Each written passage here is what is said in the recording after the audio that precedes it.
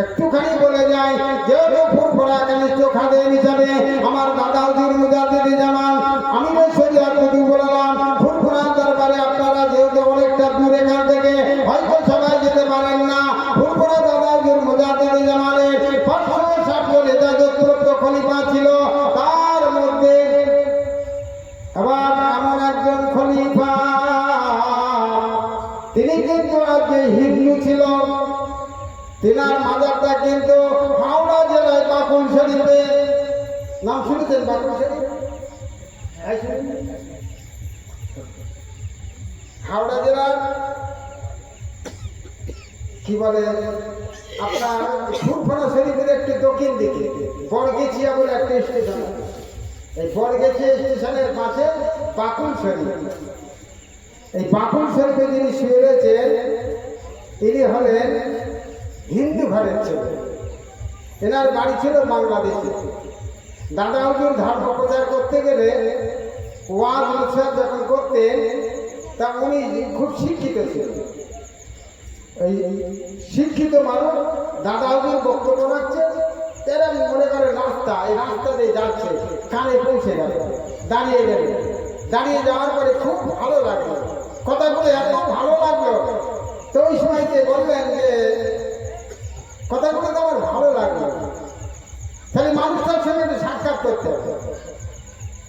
ওই মানুষটা দাদা হুজুরের সঙ্গে সাক্ষাৎ করলেন। হুজুর আপনার কথাগুলো আমার খুব ভালো লেগেছে, তবে বিষয় হলো আপনি যে আমার সঙ্গী করে নেবেন। দাদা হুজুর বলেছিলেন বাবা কোনো নিষেধ নেই, কোনো পার্থক্য নেই। আল্লাহ মানুষকে আজকে স্রষ্টা, আজকে বিশেষ করে স্রষ্টা, আজকে সৃষ্টিকর্তা কিন্তু মানুষকে বড় সম্মান করে আজকে দুনিয়ায় পাঠিয়েছে। তবে এখানে ছোট বড় কিছু নাই। তবে আমার কথাগুলো যদি তোমার ভালো লেগে থাকে তাহলে আমার তুমি সঙ্গী হতে পারবে। তবে একটাই শর্ত হলো তোমার কলমা শরীফ পড়ে নিতে হবে। কলমা শরীফ পড়ে নিতে হবে। তুমি বললেন আমি এক কথায় রাজি হয়ে গেলেন, বললে হুজুর আমি রাজি আছি, আমার কলমা শরীফ পড়িয়ে মুসলমান করে দেন।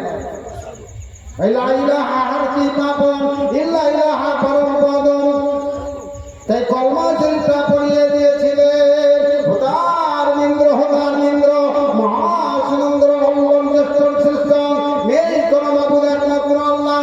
দাদা হুজুর মুজাদ্দিদি জামান তিনি বললেন বাবা আজকে তুমি যদি নাকি সব কিছু ত্যাগ করে আজকে এই কলমা শরীফটা তুমি পড়ে নাও, আমি তোমার কিন্তু উস্তাদ হয়ে আমি তোমার জন্য দোয়া করব, আল্লাহ নিশ্চয় তোমার জান্নাতি করবেন। এমন কথা যখন বললেন ওই মানুষটার মনে কিন্তু আরো ভালো লেগে গেল। ওই সময় তিনি কলমা শরীফ পড়ে নিয়েছিলেন। আয়দার কি করলেন, নাম ছিল তার প্রতাপ চন্দ্র চন্দ্র। যখন ইসলাম গ্রহণ করলেন, মুসলমান হয়ে গেল, ওই সময় নাম দিলেন কিন্তু আজকে আব্দুল মমিন। আব্দুল মমিন নাম দিলেন, আগে ছিল প্রতাপ চন্দ্র চন্দ্র। জমিদার ঘরের ছেলে, শিক্ষিত ছেলে, ইসলাম যখন গ্রহণ করলেন নাম দিলেন আব্দুল মমিন সাহেব। দাদা হুজুরের দরবারে উঠে বসা করে, দাদা হুজুরের দরবারে ফুরফুরার দরবারে থাকে। এমন সময়তে দাদা হুজুর বলছেন বাবা ও আব্দুল মমিন শোনো, আমি তোমার কিন্তু অনুমতি দিচ্ছি, তুমি এই সময়তে আর দরবারে থেকো না, আর দরবারে তোমার থাকার প্রয়োজন নাই। তুমি আল্লাহর ওলিদের মাজারগুলো একটু জিয়ারত করো। সুফি আব্দুল মমিন রহমাতুল্লাহ আলাইহি ওই দিন থেকে কিন্তু সুফি টাইটেল পেয়ে গেল। তিনি আল্লাহর ওলিদের মাজারগুলো জিয়ারত করে করে অনেকদিন পরে আবার ফুরফুরার দরবারে আসলেন। 360 বছরের মুর্তজা মাদানী রহমাতুল্লাহ আলাইহি। আপনাদের এটা তো মেদিনীপুর, জি এটা মেদিনীপুর, এটা পশ্চিম মেদিনীপুর। খালি পশ্চিম মেদিনীপুর, এখান থেকে ধরে মেদিনীপুর টাউন এখনো 1.5 ঘন্টা রাস্তা, কম বেশি। খালি 1.5 ঘন্টা রাস্তা। ওখানে দেখবেন জেলখানা আছে না, মেদিনীপুরি জেলখানার পাশে দেখবেন আজকে আল্লাহর একজন ওলির মাজার আছে। ওই মাজারটায় যিনি শুয়ে আছেন মুস্তাফা মাদানী রহমতুল্লাহ আলাইহি। ওখানে কিন্তু হাক্কানিদের পরিচয় আছে। ওখানে কিন্তু সুফি আজকে বিশেষ করে সুফি আজকে মোস্তফা মাদানী রহমতুল্লাহ আলাইহির মাজার আছে, যিনি দাদা হজের 6 পোস্টের দাদা। ওখানে পশ্চিম মেদিনীপুরের মেদিনীপুর টাউনে আপনাদের জানা আছে, এখান থেকে বেশ অনেকটা দূর হবে পিয়ারডাঙ্গা শরীফ। এই পিয়ারডাঙ্গা শরীফে পীর আহমদুল্লাহ হুজুর, উনি কিন্তু দাদা হুজুরের খলিফা, দাদা হুজুরের মুরিদ।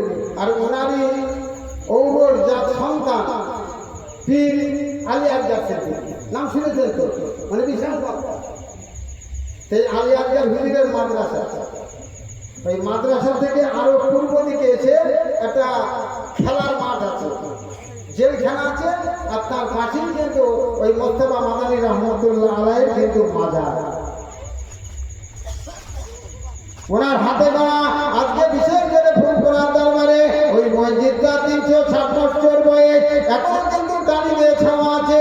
সুফি আব্দুল মুমিন রহমতুল্লাহ আলাইহি অনেকদিন পরে ওলিদের কবরগুলো জিয়ারত করে করে এইবার ফুলপুরার দরবারে এসে দাদা হুজুরের সঙ্গে সাক্ষাৎ করছেন। দাদা হুজুর ওই সময়তে বলেছিলেন, ও বাবা সুফি আব্দুল মুমিন, তুমি অনেকদিন পরে আসলে দরবারে, তুমি আল্লাহর ওলিদের কবরগুলো আজকে মাজারগুলো জিয়ারত করেছো, তোমার বড় কষ্ট হয়েছে, পরিশ্রম হয়েছে। বাবা তুমি একটু ওই মাটির মসজিদে গিয়ে বিশ্রাম করো গোসল করে। সুফি আব্দুল মুমিন রহমতুল্লাহ আলাইহি ওই সময়তে গোসল করে একটা চাদর মুড়িতে। আমাদের সমাজে দেখবেন এটা শিক্ষারীয়, এটা কিন্তু আজকে শিখার বিষয়। আমরা অনেকেই কিন্তু খালি গায়ে ঘিরে বলে, খালি গায়ে ঘোরা ঠিক নয়। দাদা হাজের মুজাদ্দিদে জামান কোনো দিন খালি গায়ে ঘুরতেন না। যারা আলেম মানুষ দেখবেন ঝট করে খালি গা, মানে গার জামা কাপড় কিন্তু খোলে না। এই চেহারা কিন্তু পর্দা করতে হবে। মেয়েদের যেমন পর্দা আছে, ছেলেদেরও পর্দা আছে। আজকে মেয়েরা যেমন কোনো পরপুরুষের দিকে তাকাতে পারেন না, ছেলেরাও কিন্তু কোনো অন্য কোনো আজকে মহিলাদের দিকে তাকাতে পারে না। তবে আল্লাহ রসুল আল্লাহ একবার কেবল জায়েজ করেছে, রাস্তাতে যাচ্ছেন একবার তাকান। সেটা কোন নজরে? মহব্বতের নজরে। যেটা আমার খাওয়া দেবো, যেটা আমার ভুল দেবো, না এটা আমার মামি, যদি না যে আপনি একবারও না তাকান, তাহলে মামি বলবে, দেখো ভাগনার কত আদর করে মানুষ করলাম, ভাগনা আমার বাড়িতে যখন আছে তখন কত আদর করে খেতে দিলাম, আর আমি রাস্তাতে যাচ্ছি তো একবার আমার দিকে তাকালো না। খাওয়াতে বোনটা বলবে যে আমার নিজের খাওয়াতে ভাই আজকে রাস্তা দিয়ে চলে গেল, একবার আমার একটু কথা বললো না। তাই রাত যাতে না করে ভুলতে বোন, খাওয়াতে বোন, মামি, নানি, আজকে বিশেষ করে একবার তাকাও। যদি তোমার পরিস্থিতি হয় সালাম দিয়ে ভালো মন্দ জিজ্ঞাসা করে তুমি চলে যাও। আর যদি না চিনতে পারো তাহলে ওই সময়তে আর তোমার তাকানোর কোনো আইন নেই, আর তাকানোর কিন্তু কোনো হুকুম নেই। তোমার দোসরাবার তাকানোর কোনো প্রয়োজন নেই।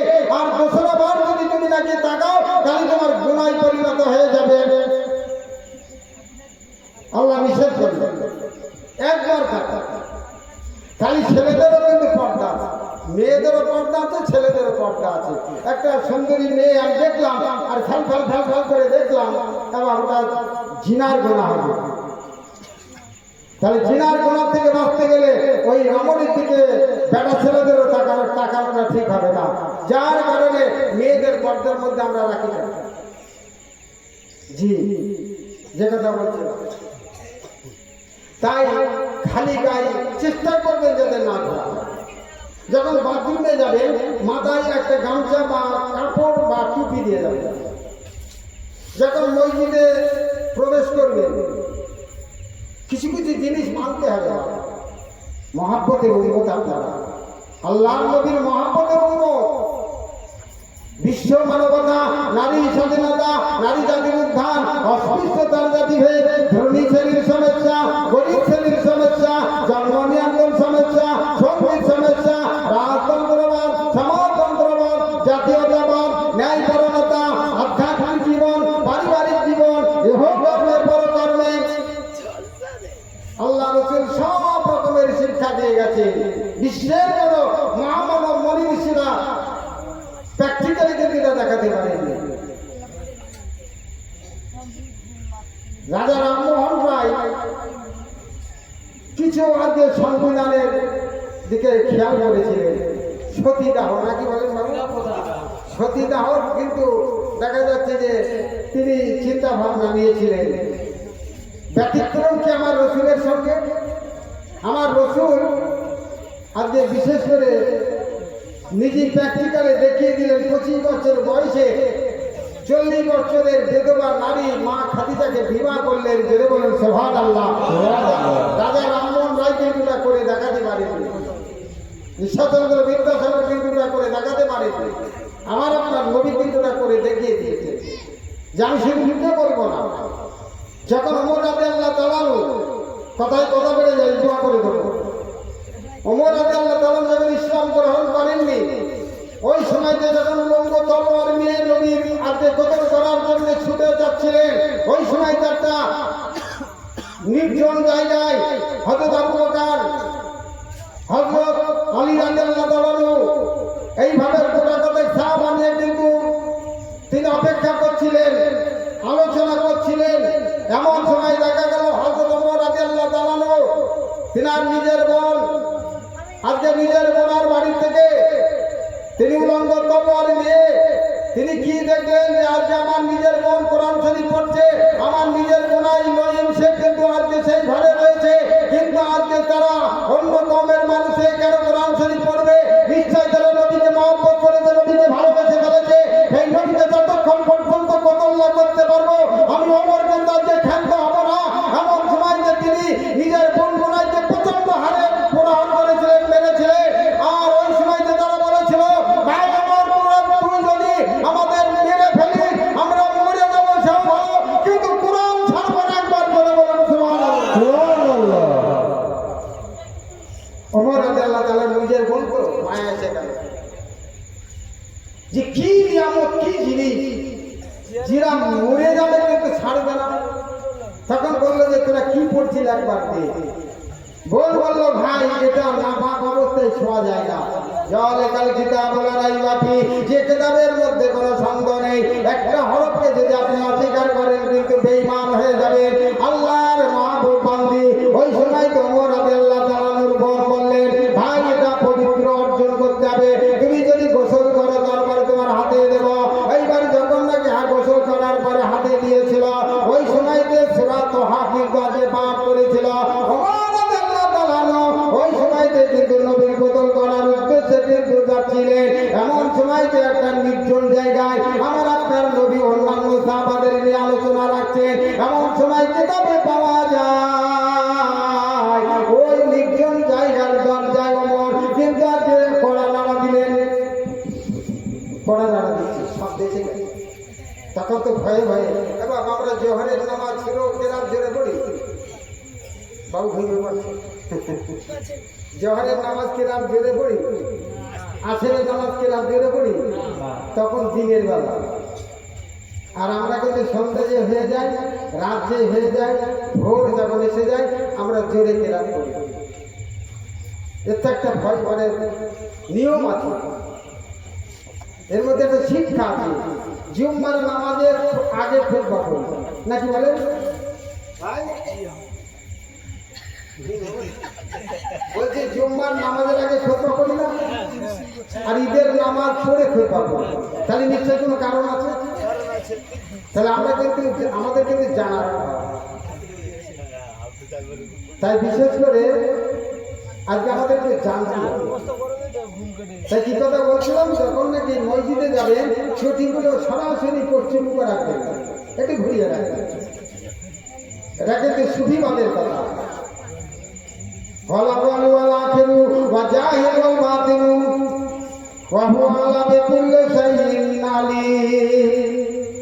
এবার আমরা মুসলমান, আমাদের জাহিরি বিদ্যার আর বাতিনি কিন্তু আজকে আছে।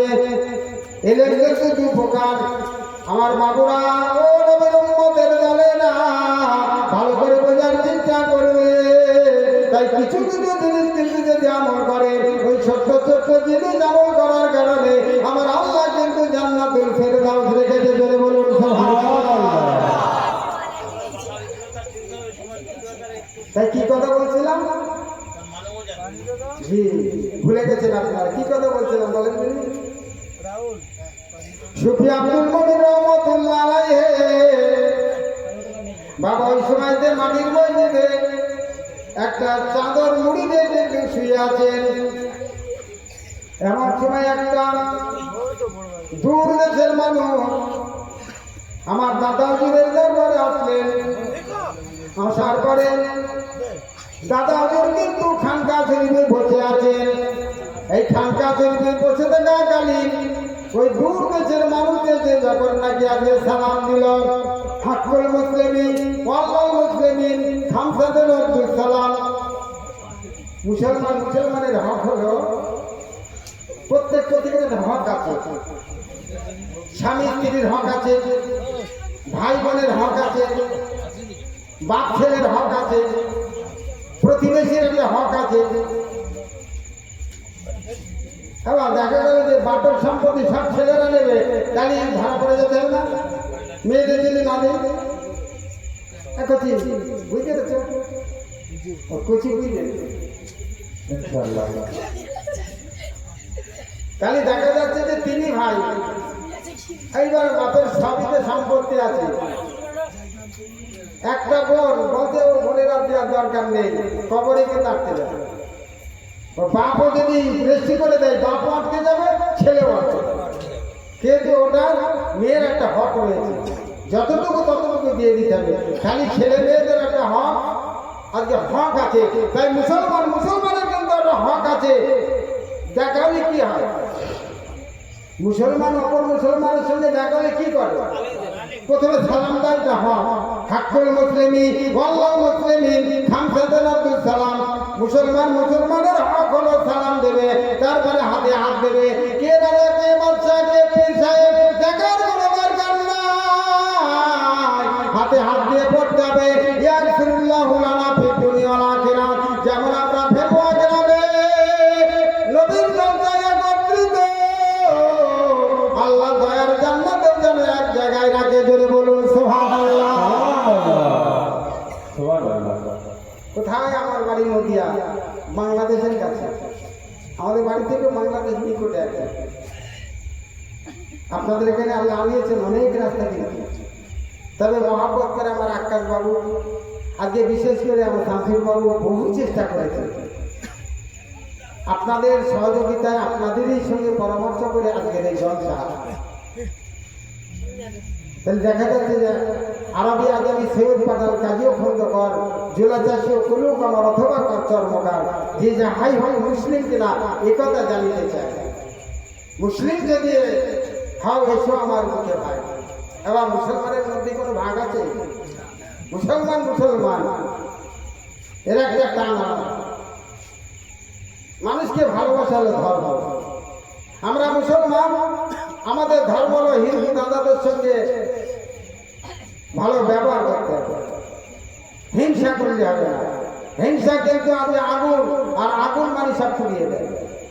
তার ধর্ম সে করবে লাগুন দিন দিন। কোরআন শরীফে সূরা কাফিরুনের মধ্যে আল্লাহ ইরশাদ করলেন যে তোমরা কোন ধর্মের প্রতি হিংসা করো না, তার ধর্ম সে করো, আমার ধর্ম আমি করি। কোন রকমের বিদ্বেষ নয়, কোন রকমের হিংসা নয়। হিংসা জিনিসটাই খারাপ। তাই আজকে বিশেষ করে আমার আপনার জানতে হবে, তাহলে কোথায় নদী আর কোথায় আপনি পশ্চিম মেদিনীপুর।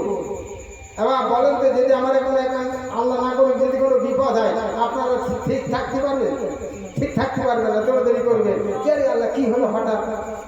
তাহলে দেখা যাচ্ছে একটা টান, একটা মহাব্বত। আপনারা বলতে পারেন কোথায় সে নদী আই বাড়ি, আমাদের কেউ হয় না, যা হয় হোক এটা, একথা বলতে পারবেন না। একটা টান, একটা মহাব্বত আছে। যেহেতু আমরা সকলেই কিন্তু আজকে পীর ভাই, আমরা সকলেই কিন্তু নবীর উম্মত। ধরে বলুন সুবহানাল্লাহ। আমার আব্বা জান, সোনার মালিকেরা, আমার মা বোনেরা ভালো করে বোঝার চেষ্টা করবেন। আমার পূর্বের বক্তা বলছিলেন অপর গ্রামের মেয়ে আমার ছেলের সঙ্গে যখন বিবাহ হলো, ওই মেয়েটা কিন্তু আজকে তার শাশুড়িকে মা বলে আজকে স্বীকার করে নিল, শ্বশুরকে আব্বা বলে স্বীকার করে নিল। একমাত্র কিন্তু মহাব্বত, কথাটা কিন্তু বাস্তব সত্য। আমার সোনার মালিকেরা আজকে ভালো করে বোঝার চেষ্টা করে। তাই যে কথা বলতে চাচ্ছিলাম, ওই সময়তে সুফি আব্দুল মুমিন রহমাতুল্লাহ আলাইহি আজকে চাদর মুড়িতে শুয়ে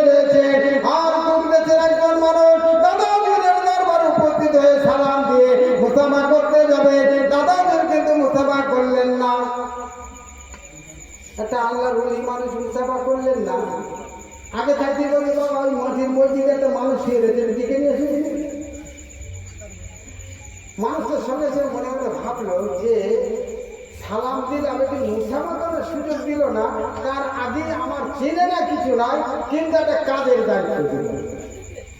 কি রকম আল্লাহর মনে মনে কিন্তু একটা চিন্তা ভাবনা নিয়ে নিল। তা যাই হোক, যেহেতু অলির দরবারে এসেছি, তা মানুষটাকে ডাকি, এইবার যে ভাইজান ভাইজান ভাইজান করে সব করে। তা যখন একটা ঘুমন্ত মানুষ তার দেখে যখন তুলতে পারলেন না, তা তখন সচরাচর আমরা উত্তর দিকে মাথা দিয়ে ঘুমাই।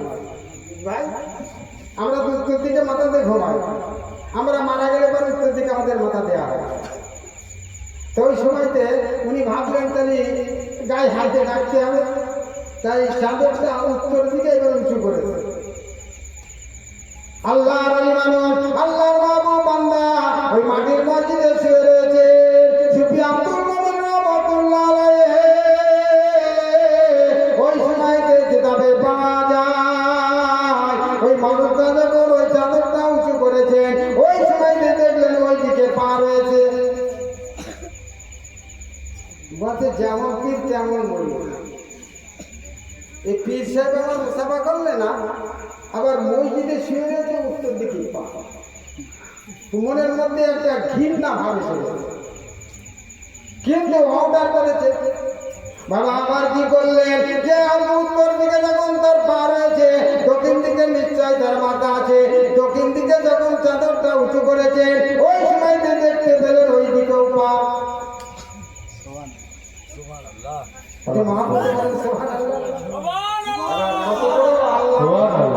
কত বড় আল্লাহওয়ালা হলে পরে তারপরে এরকম ঘটনা ঘটে, এটা কিন্তু বাস্তব কথা। যারা পীর মানে না তারা হয়তো অন্যরকম কথা ভাববে। ইয়া আইয়ুহাল্লাযীনা আমানু আতিউল্লাহ ওয়া আতিউর রাসূল ওয়া উলিল আমরি মিনকুম।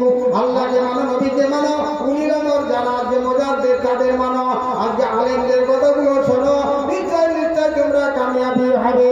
আল্লাহর ওলি মানুষ ওই সময়তে মাটির মসজিদে শুয়ে রয়েছে। এমন সময় তিনি ভাবলেন দক্ষিণ দিকে তাহলে নিশ্চয় তার মাথা আছে।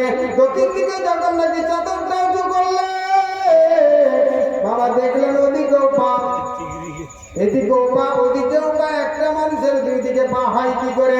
দাদাজির কাছে ছুটে আসলেন, এসে বলছেন হুজুর ওই যে মানুষটার আপনি পাঠিয়েছেন আমার টাকার জন্য, ওই মানুষটার কিন্তু আমি দেখে তুলতে পারলাম না, চাদর মুড়ি দিয়ে শুয়ে রয়েছে, কিন্তু আমি চাদরটা উঁচু করলাম উত্তর দিকেও পা, আবার মনে করলাম দক্ষিণ দিকে তার মাথা, দক্ষিণ দিকে উঁচু করলাম দক্ষিণ দিকেও তার পা, ওই মানুষটার কিন্তু মাথা খুঁজে পেলাম না। দাদাজি বলছে এই তো আন্তর্জাতিক খবর। একটা মানুষের উপর দুই দিকে পা হয়, মাথা নেই, মাথা ছাড়া কোনো মানুষ আছে? দাদা হুজুর মুজাদ্দিদে জামান টুক টুক টুক টুক করে এইবার গেলেন মাটির মসজিদে। গিয়ে যখন নাকি গিয়ে বলছেন আসসালামু আলাইকুম সুফি আব্দুল মুমিন, যে দাদা হুজুর সালাম দিয়েছে, ওই সময়তে বাবা তাড়াত করে এইবার রাত মেরে উঠে পড়েছে। জেনে বলুন সুবহানাল্লাহ। বড় পীর আব্দুল কাদের জিলানী রাহমাতুল্লাহ আলাইহি যখন দুনিয়ার জমিন থেকে বিদায় নিয়েছিল, ওই সময়তে যখন কবরে রাখা হয়েছিল, মানকির নাকির ফেরেশতা যখন কবরের মধ্যে প্রশ্ন করার জন্য ঢুকেছিল, বিনা সালামে ঢুকেছিল, যেমনি বলেছিলেন মান রাব্বুকা মান দীনুকা মান নবিয়ুকা, সঙ্গে সঙ্গে বড় পীর আব্দুল কাদের জিলানী রাহমাতুল্লাহ আলাইহি সঙ্গে সঙ্গে বলেছিলেন খবরদার খবরদার, তোমরা মুসলমান না অন্য কওম, আগে তার পরিচয় দাও তারপরে হিসাব নাও। ওই সময়তে যতক্ষণ না তোমরা হিসাব দেবে, যতক্ষণ না যে পরিচয় দেবে, এই কবর থেকে তোমাদের এক পা কিন্তু বাড়াতে বাইরে যেতে দেব না।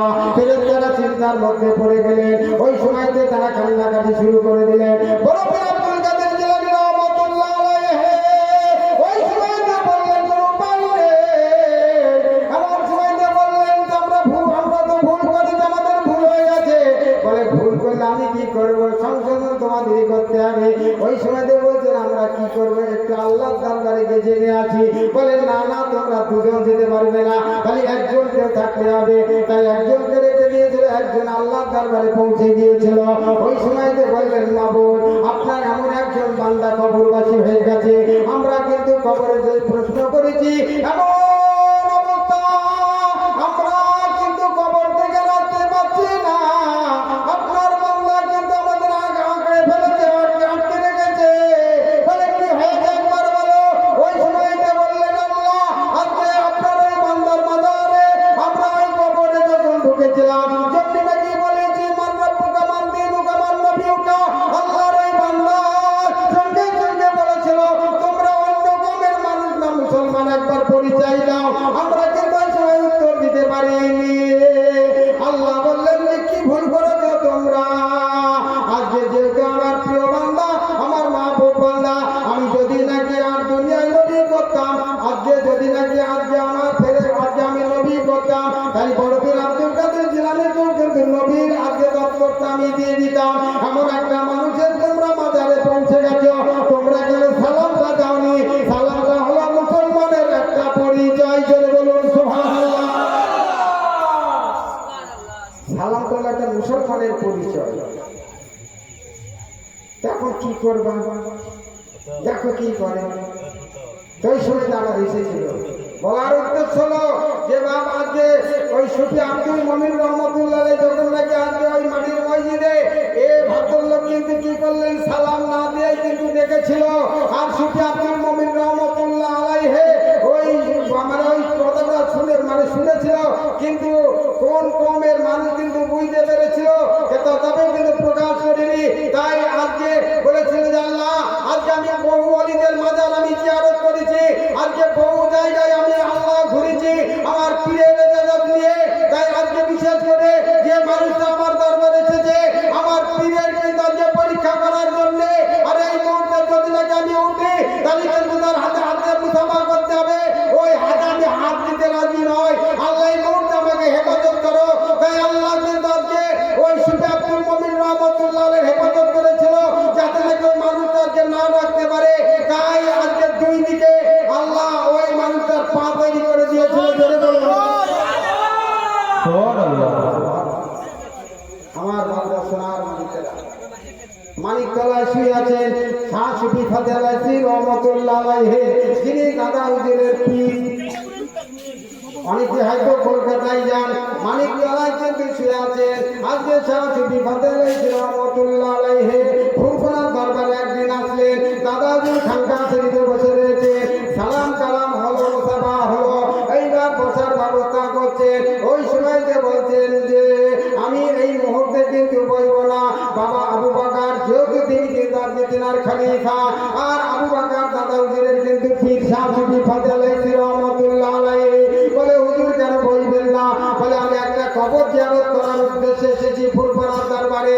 আল্লাহর মাহবুব বান্দা শাহ সুফি ফাতে আলাইহি রহমতুল্লাহ আলাইহি বললেন, বাবা আবু বকর আমি আজকে কবরটা জিয়ারত করেছি কিন্তু বলবো, এর আগে কিন্তু আর বলবো না। দাদা হুজুর বললেন, হুজুর আমার পীর আপনার সঙ্গে আমি হতে পারবো না। আল্লাহর ওলি বান্দা, আল্লাহর মাহবুব বান্দা শাহ সুফি ফাতে আলাইহি রহমতুল্লাহ আলাইহি বললেন, বাবা আবু বকর তুমি জামানার মুজাদ্দিদ, তোমার অনেক দায়িত্ব আছে। যেমন মুখ্যমন্ত্রীর অনেক দায়িত্ব থাকে, একটা এমপি মন্ত্রীদের একটা দায়িত্ব থাকে, একটা মেম্বারের কিন্তু দায়িত্ব থাকে, একটা ইমাম সাহেবের কিন্তু একটা দায়িত্ব থাকে, পীর সাহেবের কিন্তু কিছু দায়িত্ব থাকে। যারা আজকে সরকারি দপ্তরে থাকে, ওসি যেমন আছে, আইসি আছে, তাদের কিন্তু একটা দায়িত্ব থাকে। তাই ওই সময়তে বললেন, বাবা তুমি জামানার মুজাদ্দিদ, তোমার অনেক দায়িত্ব আছে, একটা কবর জিয়ারতের জন্য আমার সঙ্গে তোমার যাওয়া লাগবে না, আমি কবরটা একাই গিয়ে জিয়ারত করবো। সুবহানাল্লাহ। আচ্ছা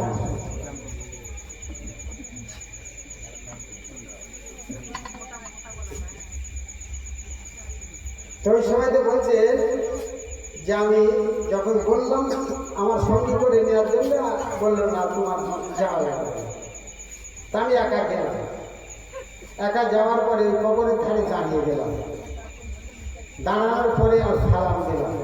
আমরা তো কবর জিয়ারত করি, আসসালামু আলাইকুম ইয়া আহলুল কবর, কবরবাসীদেরকে সালাম দেওয়া হয়। সালাম দেওয়ার পরে দেখা যাচ্ছে সূরা ফাতিহা শরীফ, কুরআন শরীফ, দরুদ শরীফ পড়ে এবার দোয়া করা হয়। যে যেমন ভাবে জানে তেমন ভাবে করে। এমন সময় দেখা যাচ্ছে যে যখন সালাম দিল, সালাম দেওয়ার পরে কবরবাসীর কোনো উত্তর আসে না। শাশুড়ি ফাতেহ আলাইহিস রহমাতুল্লাহ আলাইহি, তিনি তো একজন রাসূলের নাম।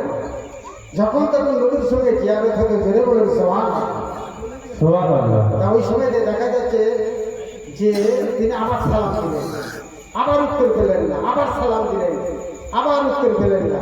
চোখটা বন্ধ করে নামাজের নেই দাঁড়িয়ে দিয়ে এইবার অন্তর চোখ, একে চন্দ্র দুয়ে পোকো তিনে নেত্র। আমরা তো দুটো চোখ দেখি, আর তিনের নেত্র মানেও চোখ।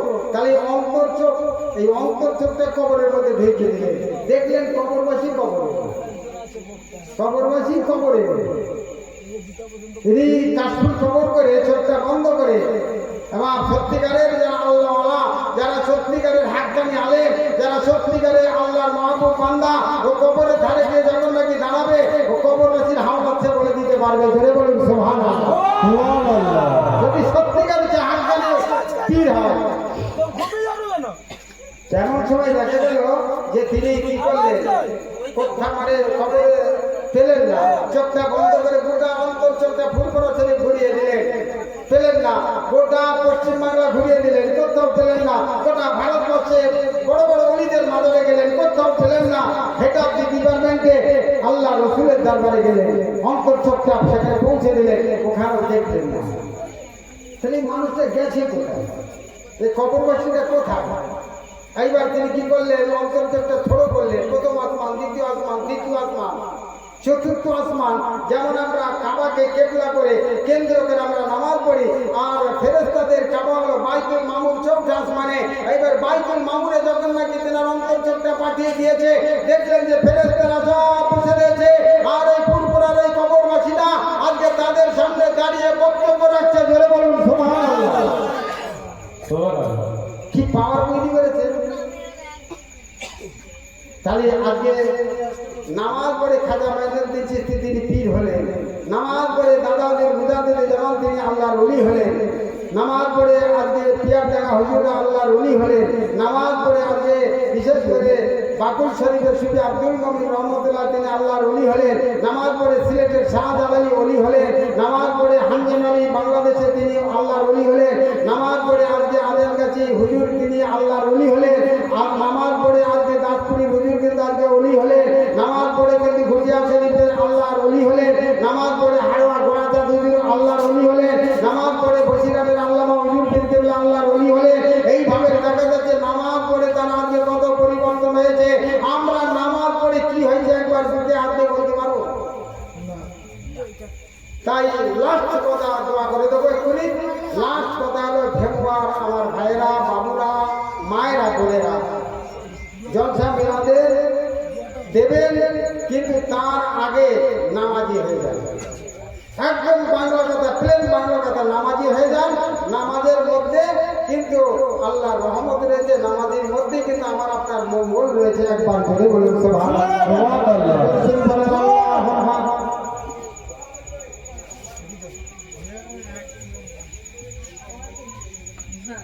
মাশাআল্লাহ।